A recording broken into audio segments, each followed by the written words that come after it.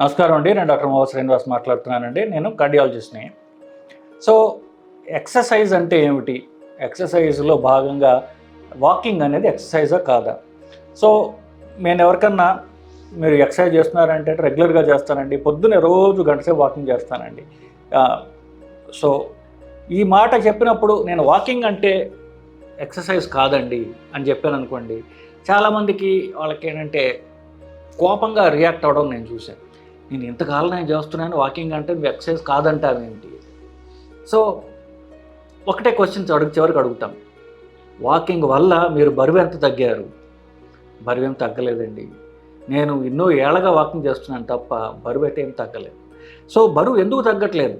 Exercise అంటే మన బరువు తగ్గించేది, మనలో ఉన్నటువంటి ఫ్యాట్ని తగ్గించేది ఎక్సర్సైజు. ఎక్సర్సైజ్ అంటే దానికి ఒక వ్యాయామం అన్నాం. వ్యాయామంలో చాలా రకరకాలు ఉన్నాయి కదా. ఏ వ్యాయామం చేసినా, మీరు వాకింగ్ చేసినా, రన్నింగ్ చేసినా, వెయిట్స్ చేసినా బరువు తగ్గించేది మీకు ఎఫెక్టివ్. మీరు బరువు తగ్గకుండా అంటే ఫ్యాట్ తగ్గకుండా మీరు ఏమి చేసినా అది మీకు పనికి రావడం లేదు. సో వాకింగ్ ద్వారా ఎంతమంది బరువు తగ్గారు అని మీరే చూసుకోవచ్చు. కొన్ని ఏళ్ళుగా చాలామంది వాకింగ్ చేస్తున్నారు, రోజు గంట చేస్తున్నారని చెప్తారు. కొంతమంది 5 కిలోమీటర్లు చేస్తున్నారు, 6 కిలోమీటర్లు. మరి ఎంత బరువు తగ్గారు అంటే ఏమీ బరువు తగ్గట్లేదని చెప్తారు.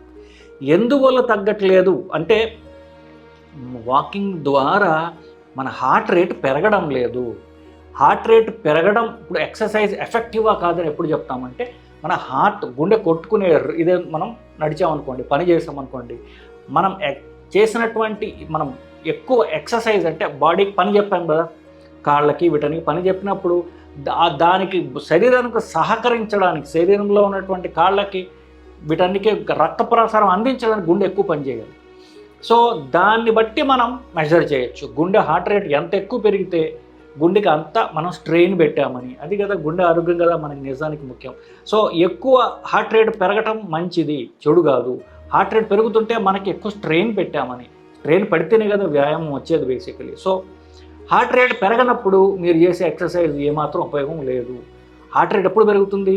మీరు ఫాస్ట్గా నడిచినప్పుడు, తక్కువ టైంలో వేగంగా నడిచినప్పుడు, లేదా అంటే శరీరానికి స్ట్రెయిన్ పెడుతున్నారు. చాలామంది ఎక్సర్సైజ్ అంటే కష్టపడకుండా చేసేటటువంటి ఎక్సర్సైజ్ని వెతుక్కుంటారు. వాకింగ్లో కష్టపడక్కర్లేదు, కామ్గా కూల్గా సుఖంగా ఫ్రెండ్స్తో అట్లా తిరిగి రావచ్చు. ఇట్స్ ఎ ఫ్రెండ్లీ థింగ్, తప్పు కాదు. ఎక్సర్సైజ్ మాత్రం కాదు. ఎందువల్ల? హార్ట్ రేట్ పెరగడం లేదు. అంటే శరీరానికి గుండెకి సరైనటువంటి మనం పని ఎక్కువ చెప్పడం లేదు కాబట్టి హార్ట్ రేట్ పెరగడం లేదు, కాబట్టి ఎక్సర్సైజ్ ఎఫెక్టివ్ కాదు, కాబట్టి బరువు తగ్గడం లేదు. సో అది మనం తెలుసుకోవాల్సింది బేసికలీ.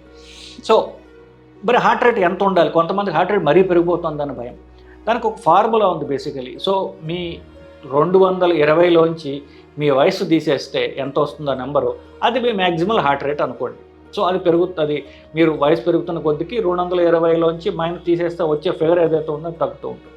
సో అది ఒకటి.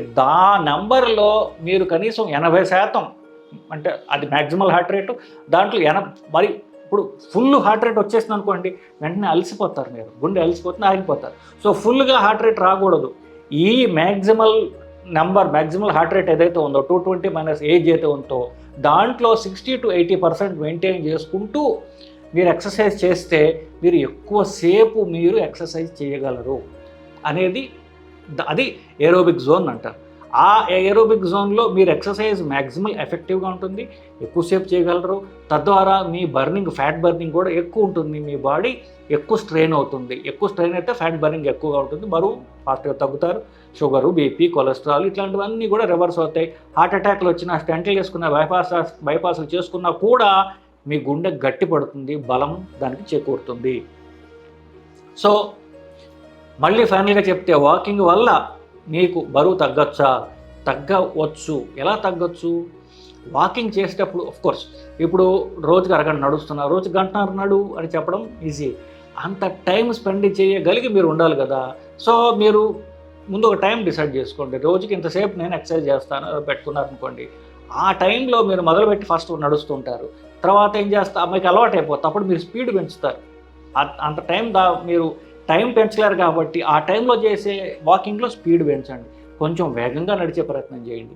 ఆ తర్వాత మెల్లమెల్లగా కాస్త బరువు పట్టుకుని నడవడం అలవాటు చేసుకోండి. ఒక బ్యాగ్ పెట్టుకోండి, ఆ బ్యాగ్లో ఒక వాటర్ బాటిల్, ఒక టవలు, లేకపోతే కాస్త దాని బరువు ఉండేట్టుగా చూసుకోండి. ఒక అట్లీస్ట్ 2-3 కిలోలు బరువు ఉండే ఒక వాటర్ బాటిల్లో మీరు వాటర్ ఫుల్గా వేస్తే ఆ మాత్రం వస్తుంది, బేసిక్ 1 కిలోన్నర దాకా వచ్చేస్తుంది. అట్లాగా 2-3 బాటిల్స్ వేయడము, అట్లా బరువు ఉండేట్టుగా చూసుకుని ఆ బరువు ఉన్నటువంటి బ్యాగ్ భుజానికి వేసుకుని నడవటం మొదలుపెట్టండి. లేకపోతే కొన్ని వెయిట్స్ ఉన్నటువంటి బెల్ట్ ఉన్న వెయిట్స్ ఉంటాయి, కాళ్ళు కట్టుకోవచ్చు, అట్లాంటి వెయిట్స్ కట్టుకుని నడవడం అలవాటు చేసుకోండి. ఇట్లాగేం చేస్తారు, తక్కువ టైంలో మీ బాడీకి ఎక్కువ స్ట్రెయిన్ పెట్టడం ద్వారా మీకు ఎక్కువ ఎక్సర్సైజ్ చేయడం, ఎక్కువ హార్ట్ రేట్ అచీవ్ చేయడం, అంటే ఎక్కువ బరువు తగ్గడాన్ని మీరు అలవాటు చేస్తున్నారు. సో నార్మల్గా చేసే వాకింగ్ ఎఫెక్టివ్ కాదు, దానిలో బరువు తగ్గరు. కానీ వాకింగ్ ద్వారా మీరు బరువు తగ్గగలరు. ఎలాగా అంటే ఇప్పుడు చెప్పిన చిట్కాలన్నీ కూడా మీకు నిజానికి రోజుకి 10 కిలోమీటర్లు నడిచేవాళ్ళు నాకు తెలుసు. 10 కిలోమీటర్లు నడిస్తే ఖచ్చితంగా బరువు తగ్గిన వాళ్ళు నాకు బాగా తెలుసు. 10-15 కిలోలు తగ్గిన వాళ్ళు నాకు తెలుసు. స్పీడ్ ఎక్కువ ఉండదు, మెల్లగా నడుస్తారు, కానీ ఎక్కువ డ్యూరేషన్ నడుస్తారు, 10 కిలోమీటర్లు నడుస్తారు వాళ్ళు. సో అట్లాగా మీరు ఎక్కువ టైం స్పెండ్ చేయలేనప్పుడు తక్కువ టైంలో ఎక్కువ ఎగ్జర్ట్ చేయడం ఎట్లా, నేను చెప్పినటువంటివి ఇలా చేయండి. So walking is effective provided మీరు దాన్ని ఎట్లాగ ఎఫెక్టివ్గా చేయగలరు అనేది మీరు తెలుసుకోవటం అనేది చాలా ముఖ్యం. నెక్స్ట్, వాకింగ్ చేస్తున్నానండి, నాకు మోకాళ్ళ నొప్పులు వస్తున్నాయి కాబట్టి వాకింగ్ నేను ఆపేశాను. నిజానికి వాకింగ్ చేస్తే మోకాళ్ళ నొప్పులు వస్తాయి, కానీ మోకాళ్ళ నొప్పులు తగ్గడానికి కూడా వాకింగే మంచిది మందు. ఎందువల్ల మోకాళ్ళ నొప్పులు రావడానికి కారణం ఏమిటి, మన తొడ భాగంలో ఉండేటువంటి మజిల్స్ బలహీనంగా ఉండడం వల్ల. దాన్ని రన్నర్స్ని, వాకర్స్ని అంటారు. ఇనీషియల్గా రావడం మంచిదే, మీకు మోకాళ్ళ నొప్పులు వస్తే మీరు బాగా నడిచారని లెక్క, అది ఒక మంచి సైన్ కింద తీసుకోవాలి మీరు. దానికి ట్రీట్మెంట్ ఏమిటి, ముందు కాస్త ఒకరోజు ఆల్టర్నేట్ డేస్ చేసి ఈలోపుగా మోకాళ్ళ నొప్పులు తగ్గేదాకా మీరు ఏం చేయాలి, గోడ కుర్చీ వేయాలి. దీన్ని స్పానిష్ స్క్వాట్ అంటారు. గోడకి మీరు గోడ కుర్చీ వేసినట్లయితే మీ తొడ భాగంలో ఉన్నటువంటి, తొడ ముందు ఉన్నటువంటి కండ ఏదైతే ఉందో అది గట్టిపడుతుంది. దాని నుంచి వచ్చేటటువంటి టెండన్స్ ఏవైతే ఉంటాయో అవి మోకాళ్ళ దగ్గరికి వస్తాయి. కాబట్టి మోకాళ్ళ నొప్పులు తగ్గడానికి మంచి ఎక్సర్సైజ్ ఏంటంటే గోడ కుర్చీ. సో గోడ కుర్చీ వేస్తే కండరాలు గట్టిపడతాయి, మీ మెల్లగా మీ మోకాళ్ళ నొప్పులు తగ్గడం మీరు గమనిస్తారు. సో మోకాళ్ళ నొప్పులు వస్తున్నాయని చెప్పేసి నడక ఆపటం కాదు, ఆ నొప్పి తగ్గించుకుని మనం ఎలా నడవాలి అనేటువంటి ఆలోచించడం అనేది చాలా చాలా అవసరం.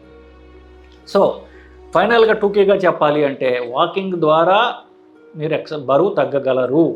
కానీ దాని ఒట్టి మీరు రోజు చేసే వ్యాయామం అనుకుని మీరు వ్యాయాళి అంటారు. వ్యాయాళి అంటే సరదాగా పొద్దున్న 6ంటికి నిద్ర పట్టదు, పొద్దున్న 6ంటికి లేచి మన ఫ్రెండ్స్ అందరికీ 3-4 ఫోన్ చేసి ఆ పార్కులో చక్కగా అలా షూ చేసుకొని చల్లని వాతావరణము, హ్యాపీ కబుర్లు చెప్పుకుంటూ ఆ రోజు పాలిటిక్స్ మాట్లాడుకుంటూ నడవటం ఎక్సర్సైజ్ ఎలా అవుతుందండి? అది మీ ప్లెజర్ కోసం మీరు చేస్తున్నారు, నేను తప్పు అనడం లేదు సుమా, అది మీ ప్లెజర్ కోసం మీరు చేస్తున్నారు. దాని ద్వారా మీకు ఆరోగ్యం సంక్రమించదు, ఆనందం రావచ్చు, బట్ ఆరోగ్యం రావడానికి అది కాదు. మీరు అది చేశారు, చేసిన తర్వాత మిగతా వాళ్ళని పంపించేసి మీరు ఏ జిమ్కో లేదా ఏ ట్రెడ్మిల్ మీదకో వెళ్ళి మీరు చేస్తే తప్ప ఇది మీకు ఎఫెక్టివ్గా ఉండదు అని చెప్పేది నాది.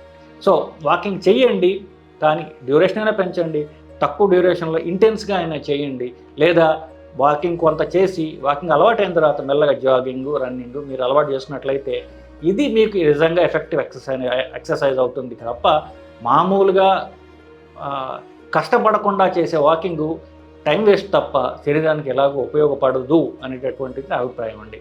నమస్కారం.